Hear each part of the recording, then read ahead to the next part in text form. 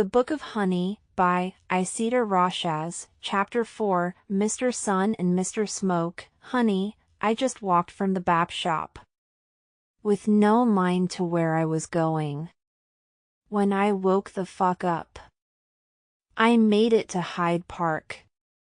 This was a little bit away from the storage unit.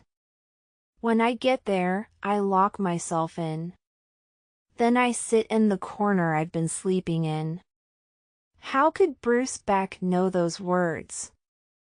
I hadn't heard them in a long time. They were so important to me that I had them tattooed on my skin. I pulled out the tablet and started going through the photos of Bruce Beck and the pretty boy, William. After hours of looking, it did me no good. I knew I'd met Bruce Beck somewhere before, but it was a long-buried memory. So, I do something I haven't done in a long time. I started thinking about the life I had before I was stolen. My mind is a one-way door, stuff goes in, and nothing leaves. Good or bad, my memories play in my head like a movie. I can stand in the memories of my mind and play the scene repeatedly. Sometimes it's like a dream when I start playing the scenes in my head. I pick out details and patterns till I understand what I'm seeing clearly. Then I repeat it till I don't forget. Every morning when I wake up, I perform a complete memory exercise that I played the day before in my head. I learned how to do this with training and focus. I've been doing it since I was young. Long before I came to this place where I'm in the hands of the CEOs. When I was first taken, I stopped doing it for almost 2 years, so there is a bit of a gap in my memories from that part of me. I know I could fill it, but I couldn't afford to let myself feel the things I knew would come with opening that jar. Sitting in this dark storage unit, I tried remembering. Wasting the day, but this was important. If I can trust Bruce Beck, I will do whatever it takes to get to see him. I've got to know how he and I are related. Quieting my mind, walking into that place I sealed away from myself. All I could do was stand in the yard looking between the trees. But when I put my hand on the doorknob, I would start feeling the pull of emotions I've locked behind this door. I cannot bring myself to look inside this right now. I was getting angry at myself. It was so stupid. I knew I would become a mess if I did this now. Bad things will happen outside my control, and I need all the control I could get to make the changes I needed to happen. I need my mind focused and completely determined to start this, because once I do, there is no going back. Being flawless in my actions and decisions will mean my life. At the end of the day, that is all I have. I keep up my workout in the storage unit so that while I was gone, I don't lose progress. Then doing an hour of stretching to cool down after my workout. I go to a nearby gym to shower and change my clothes. I put on a lion's head hoodie, sunglasses, tight black leggings, and a pair of moon yellow shorts. My running shoes are well worn. I put all my stuff in a knapsack I carried on me, so my hands are free. Grabbing a bite to eat, I start walking back to the unit when I see a group of people. They were younger guys and girls in raggedy, baggy clothes, jumping and flipping all over the park. A spark of excitement hits me, and I can't help myself. I pulled a mask out of my bag. Walking over, I start watching them. There is a longing in me I can't seem to fight. This was parkour. It's a type of street gymnastics. I was hoping to catch a run while I was here. It looks like this group was practicing for a run. There were 5 guys and a couple of girls. I walk up and ask the girl recording, You wouldn't mind if I joined y'all on your run? She gave me a look up and down. She was wearing baggy pants and a gray crop top. You American? You sound American. Yeah, I am. She was trying to size me up. I put on my neutral face and tone. When she asks me, "You ever done a run here before?" No, but I have other places. What other places? Moscow, Spain, and France. I've done a lot more, but I wasn't looking to brag. All I wanted was to let my actions speak for themselves. When she asks me, "All right, what do you go by?" Call me Pride Cub. Pride Cub? What is that, like the Lion King or something? I take off my sunglasses when I say. No, it refers to the fact that I came from a pride of lions. She calls over the others. Hey, get over here everyone. This is Pride Cub. She asks if she can run with us. What says you all? There were shrugs. A few hell yeah. Even a like she could. So, the girl says to me, "Right then, you can run with us. If you're wasting our time, then you can just pop off. We take this seriously, okay?" Yap, I get it. She tells me, "If you're good enough, we'll take you with us on a free run after we all get done warming up here." Okay, let's go. I stretch just a bit. I start doing lazy style vaults and cat grabs to get a feel for the course. Finding my balance and my core. Opening up my stride because I know what I'm doing, knowing I'm capable. Like I can see the landings in my head before they happen. It didn't take long to show them I had a handle on myself. That's when I start kicking it up a notch. Rolling, jumping, spins, and flips are repeated. My adrenaline is spiking, and I feel like I'm flying. Even with the mask on my face, I can't keep the emotions of success and repeat performance from my face. I feel the same way when I'm fighting. This reminds me that if I can fly, I never really lose my freedom. I take these moments when I can. Too soon my wings will be clipped pretending to be a mindless beast with no wants and wishes for myself. To bow and scrape for the scraps to keep going on. Depending on others for my life while others depended on me. I see my opponents as mountains that are standing in my way. Big or small, they are in my way, and I must climb or die. This keeps me alive. I am not the fastest or the strongest. I am always the freest person in the room. To stay free, I must always stay unpredictable and outthink them all, being flexible enough to not break. Seeing everything as an opportunity.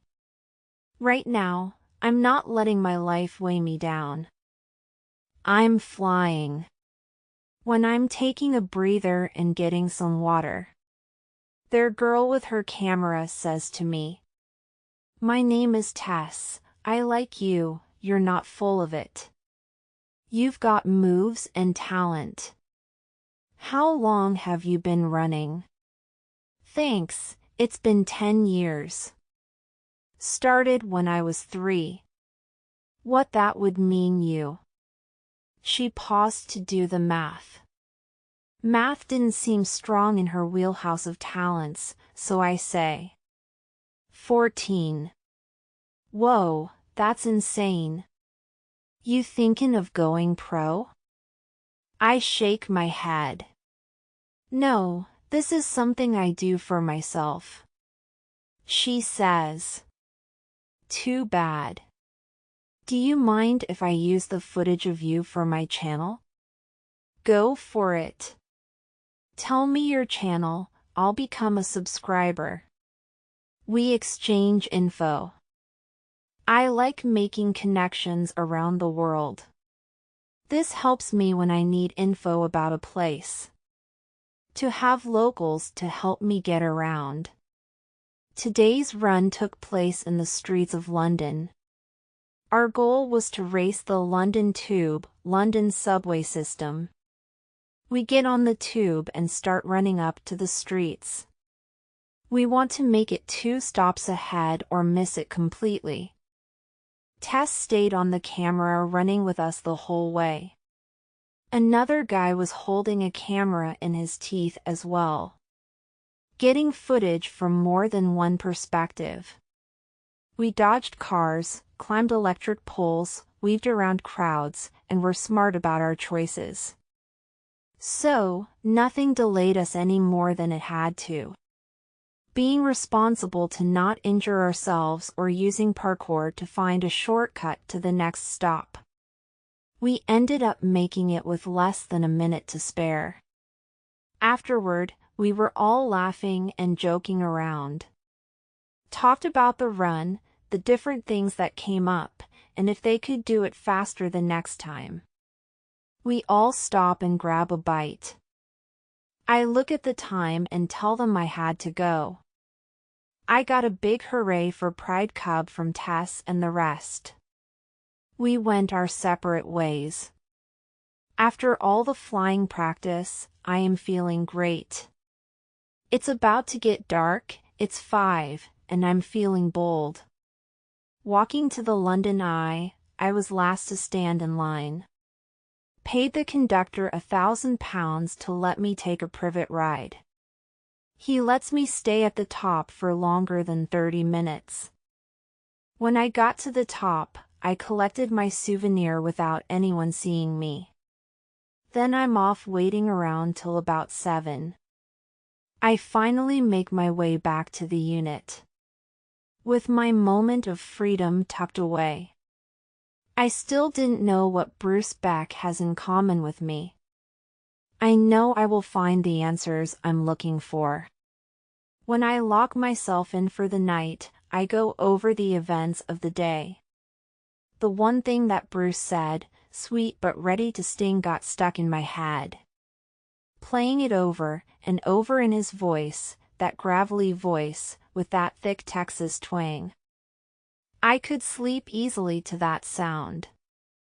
I'm not daring enough to wish or even hope, but I believe the universe, or something out there, has always looked out for me. Somehow, I missed something in my previous searches about my family. If Bruce has some sort of connection between us, I will do anything. I should have known I wouldn't be left hanging for an answer for long. When I dreamed this night, it wasn't the same old black nothing. This time it took me to a place I hadn't been in a long time. A small room where a big man was sitting right next to my 3-year-old self. His hair was cut in a mohawk, the same shade of honey blonde as mine. His beard was shaved close and clean. His amber eyes, the same as mine, had just a few more scars and lines around them. Seeing his face always makes me smile. This was my Papa Dommy. In my small voice, I asked him, "Papa Dommy, where are Mama and Daddy?" He tells me in a thick accent, a gravelly sound with a twang that made any sound polite, even the dirtiest foul curse words you could think of. He tells me, "They're away fighting in a big show, my honeybee." I tell him what I think, insisting that I am right. Papa Dommy, Daddy takes me to all of his fights. He says I'm his good luck charm. Papa Dommy shakes his head. Not when they're out of this country. It's too dangerous for a pretty little lady such as yourself, my honeybee. They've gone to England and they're going to stop by and see Mr. Smoke and Dr. Beautiful. I gasped with excitement. Are they really? I want to meet Mr. Smoke and Dr. Beautiful. He chuckles at me. You have met them before. He goes and gets a photo and shows me. He tells me, "Look here." Papa Dommy shows me a photo with a bunch of people. I saw my mama and my daddy. Mama was in a hospital bed with my daddy and a baby was in their arms. I knew that it was me. I was their only kid. Around them were Papa Dommy, a blonde lady that kind of looks like my daddy. Her eyes were silver, gray, and her hair was almost white-yellow. Then there was an older woman that looked kind of like my mama. A beautiful Asian woman, and a man with dark hair and dark eyes. Papa and he were on opposite sides of my mama's bed as she was holding me. He tells me, "See here, honey bee, that there is Dr. Beautiful and this is Mr. Smoke. That sweet little thing in your mama's arms is you, baby girl. Dr. Beautiful and Mr. Smoke came to see you the day you were born."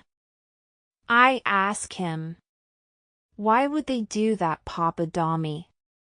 He looks at me with mischievous eyes and says, "Mr. Smoke is my brother and he and Dr. Beautiful came to celebrate the day you were born. It was a very important day for our family and Mr. Smoke would never miss a day like that. No matter how shy he is to be seen in the sun." I know my eyes were wide piecing together what he said. I say to Papa Dommy, "If Mr. Smoke is your brother, does that mean you're Mr. Sunday?" My mouth is open wide with the shock. Papa Dommy's booming laugh shakes me and him. He tells me, "I guess you found out my secret, but you can't tell anyone because no one is supposed to know." I raised my hand and say to him, "I swear by the light of the sun and the moon that I can keep your secret." Papa Dommy says, "I know you can, honey bee, you're one of the best secret keepers. Even when you catch me at my little bad habit." I know I rolled my eyes at him. He laughs at my little bits of attitude. Papa Dommy says to me, "Me and Mr. Smoke are brothers, that means he's your uncle. We don't have the same parents. When we were growing up, he didn't always understand why I loved him so much. Even if our blood was different, he and I are brothers forever. So, when you were born, your mama named you after her little sister, I named you after my brother. The B in your name stands for Bruce, which is what my brother's name is." I say, "Why, Papa Dommy?" He says, "You're my very first grandbaby and that means you're his first great niece. I wanted him to know you belong to him, just as much as me. You already had my last name, Ledger, given to you by your daddy, who is my son. I wanted Bruce to know you belong to him too.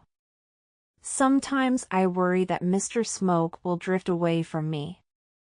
Papa Dommy points to my heart and says, "So, I gave you a piece of him to help me hold on to him. One thing I know is when he held you in his arms, I knew he would never be able to deny you anything. Just promise you'll wrap his heart in your pretty little fingers and never let him go." He kisses my palms and I say to him with a smile, "I swear by the light of the sun and the moon, Papa Dommy. I'll hold on to Uncle Bruce with all my strength." He smiles and says, "I appreciate that, baby girl, thank you." I tell him, "Papa Dommy, I want to be a fighter just like you, and Mama and Daddy." He says, "Is that so, baby girl?" I nod and say, "Yes." His big grin always made me happy. He scoops her up and holds her in his big strong arms, making her squeal with happiness. He was the person I remembered most. That little girl in his arms doesn't know how much she is going to miss him. What she would do right now to see him again. For him to tell her one more of his outrageous stories. If that is what you want, baby girl, then don't let anyone stop you or stand in your way, my honey bee. I'll do whatever I can to help you be the best. I fling my arms around him, he engulfed me in his warmth. I tell him, I love you, Papa. I love you too, honey bee. Papa, would you tell me a story about you and Mr. Smoke? He tells me. Most of my stories are kind of scary. I tell him. That's all right, Papa, I like scary stories. He chuckled at me in his deep, gravelly voice. Is that so, baby girl? I nod. Yes. The things that hit me in this dream. Like the way Papa smelled. It was smoke, spices, and sunlight. That rich, gravelly voice made me laugh and filled me with security. Something you can't live without, not even if you tried. But that little girl's world is about to burn down around her. She learns to live without so many things after that. All right, I tell you about how Mr. Sun and Mr. Smoke saved Dr. Beautiful from the gorillas? Yes, Papa. This one was my favorite, I'd heard many times. But no matter what, I always ask him the same questions and he always gives me the same answers. They're brothers. Mr. Sun is a lion like the sun. Mr. Smoke is a wolf like smoke on the mountain. If they're different, Papa, how can they be brothers? Because, baby girl, they both came from the same jungle and became warriors together. Living by the light of the sun and the moon. Why? Because happily ever after is bullshit, baby girl. You should never live life as you expect it to all go your way. All we can do is hope to live every day by the light of the sun and the moon. Just like Mr. Sun and Mr. Smoke. When I wake up in the dark of the storage unit, I smile to myself, whispering a word of thanks. Thank you, Papa, I knew you were trying to tell me something. I guess I've found you, Mr. Smoke. I'll be seeing you soon, Uncle Bruce. I lay back down and start memorizing every detail of that dream. I had a little time before any delivery would be made. I smile to myself once I've completed my memory exercises. I say to myself, I swear by the light of the sun and the moon, Papa, I will find Mr. Smoke and find a way to hold on to him with all my strength.